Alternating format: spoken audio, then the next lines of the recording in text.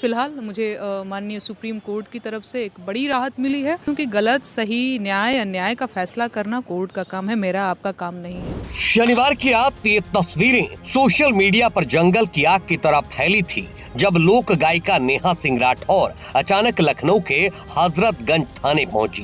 कयासों और चर्चाओं का बाजार गर्म हुआ कि नेहा सिंह राठौर की गिरफ्तारी हो गई। तरह तरह की बातें सामने आने लगी, लेकिन पुलिस ने साफ कर दिया कि सामान्य प्रक्रिया के तहत बयान दर्ज कराने पहुंची थी। खैर, उस तस्वीर के बाद अब बुधवार को अचानक नेहा अपने संघर्ष के साथियों का मुंह मीठा कराने लगी, ये कहते हुए कि लड़ाई जारी रहेगी। नेहा ने अपने ऑफिशियल एक्स हैंडल से अपनी एक तस्वीर शेयर करते हुए एक्स पर लिखा, संघर्ष में साथ देने वाले ही अपने होते हैं। मेरे संघर्ष में मजबूती से साथ खड़े रहने वाले साथियों का हृदय की गहराइयों से आभार। फिलहाल मुंह मीठा कीजिए, लड़ाई जारी रहेगी। नेहा सिंह राठौर आखिर अचानक मुंह मीठा क्यों कराने लगी? थाना, पुलिस और कोर्ट कचहरी के चक्कर के बीच आखिर कौन सी खुशी की खबर मिल गई? तो इसका जवाब नेहा के इससे पहले वाले पोस्ट में ही मौजूद है, जिसमें नेहा सिंह राठौर ने लिखा है, माननीय सर्वोच्च न्यायालय ने मेरी गिरफ्तारी पर रोक लगा दी है। इस बड़ी राहत के लिए आपका धन्यवाद। जी हाँ, नेहा सिंह राठौर को सुप्रीम कोर्ट से बड़ी राहत मिली है। देश की सुप्रीम अदालत ने नेहा सिंह राठौर की गिरफ्तारी पर अंतरिम रोक लगा दी है। दरअसल ये पूरा मामला पहलगाम आतंकी घटना को लेकर किए गए पोस्ट से शुरू हुआ था, जिसमें कथित तौर पर प्रधानमंत्री नरेंद्र मोदी पर विवादित टिप्पणी करने का आरोप लगा, जिसके बाद नेहा सिंह राठौर पर गंभीर धाराओं में केस दर्ज किया गया।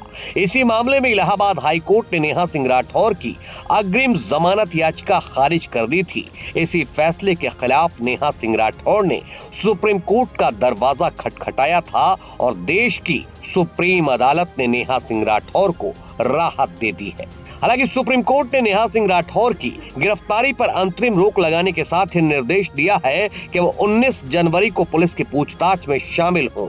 सुप्रीम कोर्ट ने यह भी कहा कि अगर वो पुलिस जांच में सहयोग नहीं करेंगी तो इसे गंभीरता से लिया जाएगा। देश की सबसे बड़ी अदालत से मिली इस राहत पर नेहा सिंह ने क्या कहा, ये सुन लीजिए। नहीं, मैं समझती हूँ कि गलत सही न्याय अन्याय का फैसला करना कोर्ट का काम है, मेरा आपका काम नहीं है। लेकिन एकदम सही बात है, एक मानसिक रूप से आदमी परेशान तो हो ही जाता है। मुझे याद है आज से 15-17 दिन पहले जो मुझे पहला नोटिस मिला था, तो मैंने बताया था, एक लेटर के माध्यम से बताया था कि स्वास्थ्य सही नहीं होने की वजह से मैं आपके समक्ष प्रस्तुत होने में असमर्थ हूँ, लेकिन वीडियो कॉन्फ्रेंसिंग के माध्यम से या जूम मीटिंग के माध्यम से मैं आपसे बातचीत कर सकती हूँ। जो भी आप मुझे संपर्क करना चाहें, जो भी सहयोग हो सकता है वो मैं करने के लिए तैयार हूँ।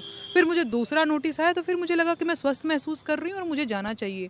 तो मुझे याद है आपसे भी मेरी बातचीत हुई थी जब मैं हजरतगंज कोतवाली गई हुई थी अपना बयान दर्ज कराने के लिए। तो प्रभारी निरीक्षक जी ने मुझे कहा कि सूर्यास्त हो गया है तो आपका बयान दर्ज नहीं हो पाएगा। तो उस दिन यही बात थी और मैं गई हुई थी जी। लेकिन फ़िलहाल मुझे माननीय सुप्रीम कोर्ट की तरफ से एक बड़ी राहत मिली है और ये मेरे लिए बहुत सुखद खबर है।